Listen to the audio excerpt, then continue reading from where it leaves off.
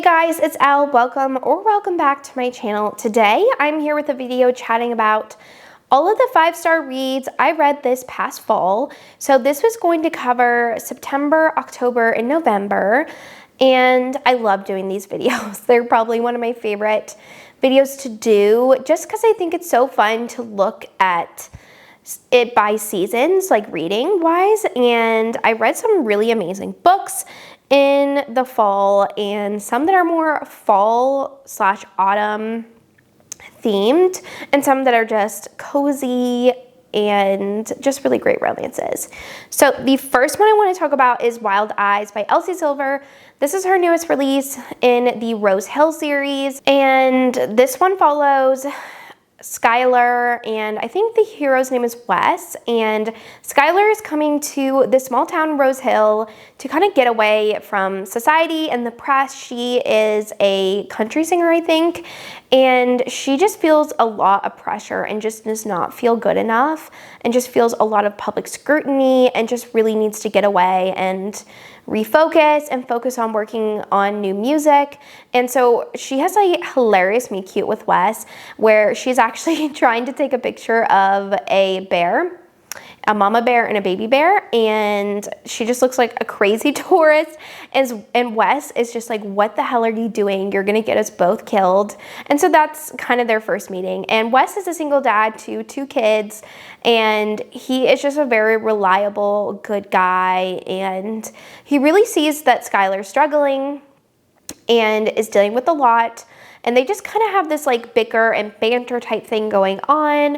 But he is really attracted to her, but also wants to let her grow and figure out her life like she needs to do in this time.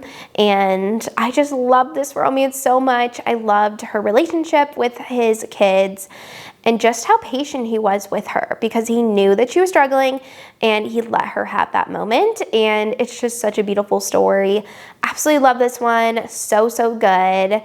I love Elsie, and she can do me no wrong. I really, truly believe that. She is one of my favorite authors, and this one is amazing. And for this video, I chose books that were solid 5 stars, not like 4.5 stars, but I absolutely love this book, like that type of 5 stars. So the next one I have is Delicate Escape by Catherine Cowles. I love this book. It is one of my favorites by her in the Sparrow Falls series. I just think it's so solid. It's a little bit more underrated than I think some of the other books in the series, but I really love it. So the heroine, she, of course, is dealing with stuff from her past, and she just does not trust men anymore, really, because of her past. She was very traumatized, and so she's also kind of a recluse, very secluded, and the hero, he really is intrigued by her and wants to help her whatever way he can, and he figures out that she has like a leak in her house, and he's like, I can fix that for you, and she's like, no, like I can do it myself. And she doesn't want him to come into her house, into her space, because she is just dealing, again, with a lot of trauma with men in her past. And so he is just so kind and so freaking patient with her. And it is just so beautiful to see. It is just so good. It's kind of a little bit opposites attract.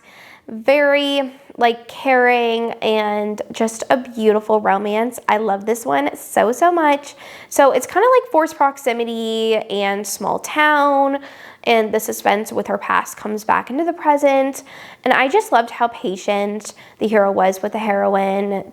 And it is just such a good story. It's very atmospheric. She takes care, I think, of like kittens, and he's very protective over her. And this one, it's just so good. I love it so much. Then I have Beating Heart by Laura Pavlov. This one is a really solid single dad romance, another single dad romance, but I really love this one. So the heroine is coming to the town to take over as one of the doctors at the local clinic, and she sees this patient who is the hero's son, and the hero just does not want her to be his son's doctor. He is just like, there's no way, like I don't trust you, how are you qualified, like you're too young, and she is very offended by that.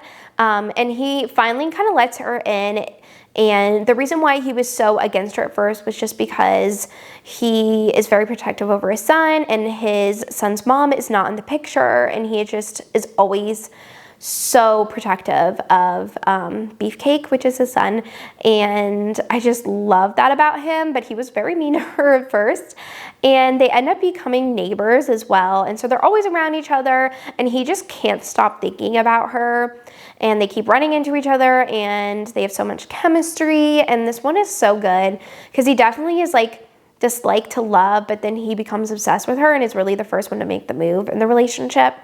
And I just really, really love this one. I love the connection that the heroine had with his son.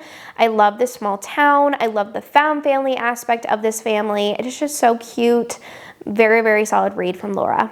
Then I have The Game Changer by Lana Ferguson. This is a really fun, like, hockey fake dating romance. So the heroine, she hosts her own baking show, and she really needs to get up views for her show.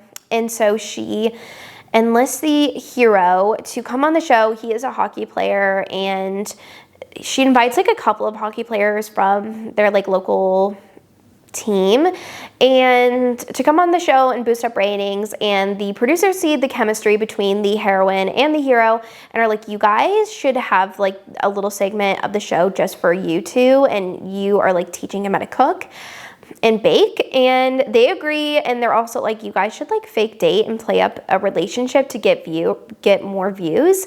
And they do. And she has always been obsessed with him since they were younger. It's like childhood brother's best friend, and she's always kind of had a crush on him, and he has kind of felt the same, but they've never gone for it. And now he's back in town, and they have to hang around each other and fake date, and the lines get blurred, and it is fantastic. I adore this book so much. It's definitely one of my favorites by Lana. I also read The Fake Mate by her, and I really loved that one, but I feel like I love this one a little bit more because it is just so good. And I loved how they had to sneak around her brother, and it was just such a fun fake dating romance. Then I have A Full Start by Elsie Silver. I always like forget which one this one is. I think it's the last book, which follows the hero and heroine where they kind of had a moment years ago in a bar, but they didn't make a move on each other, and she finds out that he is actually her brother's best friend. And so now it is years later, and they're always having to be around each other, but they kind of hate each other and detest each other. The hero is very grumpy. They're both kind of like grumpy people, and there's so much chemistry and attraction between them that they gotta let off some steam sometime. And it's also very angsty because he's like, I'm not good enough for you, and she's like, you are, like, I want to be with you. And it is such a good like small town cowboy romance by Elsie, and I really, really enjoyed this one. I love that they had to work through these feelings that they have for each other, and there's definitely an effort moment in this one where they both go all in for each other, and it is so, so good. Then I have Worth Any Price by Lisa Kleypas. I think I read this one in September or October, I don't remember.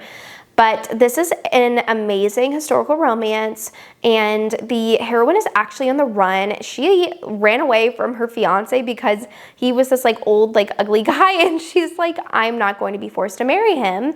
And she runs away, and she has been missing for 2 years, and the hero is a Bow Street runner, which a Bow Street runner is kind of a little bit like the FBI in like modern times, but not obviously. In like England, they're just like detectives and like go after people, and he is tasked with going to find her and bring her back to her fiance and her family. And he finds her, and once he sees her, he decides to keep her for himself. And this is such a great historical arranged marriage, and so they get married, and he's also kind of a morally gray tortured hero, and they kind of instantly go into a very sexual relationship, but he is not there yet with his feelings because he's a very tortured character.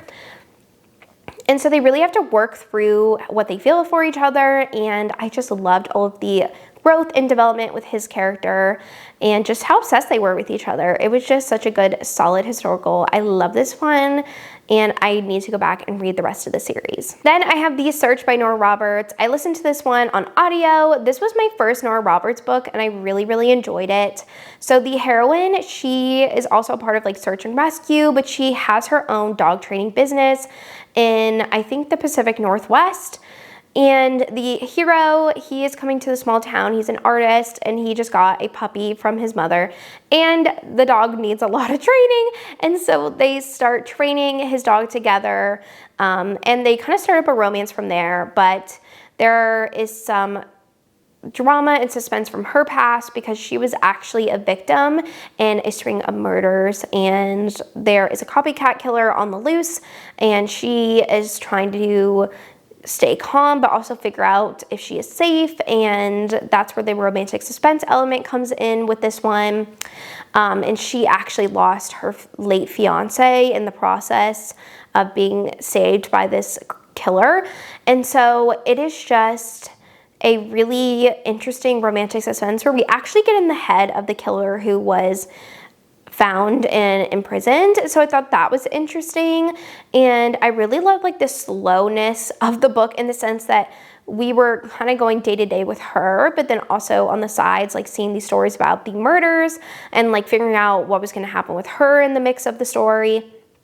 And I really enjoyed this one. It was a lot of fun, and I loved all of the dog content. It was just a very solid romance and definitely a favorite from Nora. Then I have Noble Prince by Devney Perry. I decided to read a lot of the Clifton Forge series in October, and this one is a really interesting motorcycle romance where the heroine, she was a witness to a murder in the motorcycle club, and the hero, I think he is a cop, and he decides to take her into witness protection, and she ends up staying at his house to be protected, and he is trying to get information out of her, but she won't tell him anything, and there is so much angsty tension between them, so much sexual chemistry, and it's a really, really good forced proximity romance, and she finally kind of gives into him and tells him what's going on, and it's just a really good, solid motorcycle romance club, and it is so good. I really, really enjoyed this one. I love the suspense of this series. I don't want to say too much because it is a part of a series and there is a plot threading throughout the whole series, but it was very solid. I really liked it. If you like a good forced proximity roommates romance, this one's really good. Then I read Bride by Ali Hazelwood in October, and I love this one. It was fantastic. The heroine, she is a vampire, and she was living in the world with like humans because I think there's like this weird exchange where they needed like a vampire in the human world. Some of the parts of this world are still a little confusing to me, but she ends up being kind of auctioned off as the vampire bride to the werewolf territory, and they do the same thing where a werewolf will be given to the vampire territory, and so she is forced to marry the hero, and there's not really a lot of attraction between them at first, but she is definitely attracted to him, but she thinks that he cannot stand her, but he's actually like completely obsessed with her, and he carries around like a piece of clothing that she touched because he can smell her on it, and it is so good. And she kind of agreed to the marriage because she's also trying to figure out where her best friend is. She went missing, and so there's a lot of actual like suspense in this one that I found really fun. And I love how he did not let on to her that he was obsessed with her until like towards the end of the book, but it's definitely a slower burn romance, and there's definitely scenes where they have to pretend to be infatuated with each other, and it was just such a solid paranormal romance. I really, really enjoyed it. Then I have Asking for Trouble by Gianna Darling. This is the 9th book in the Followmen series, but this is considered a novella, even though it's kind of a novel length.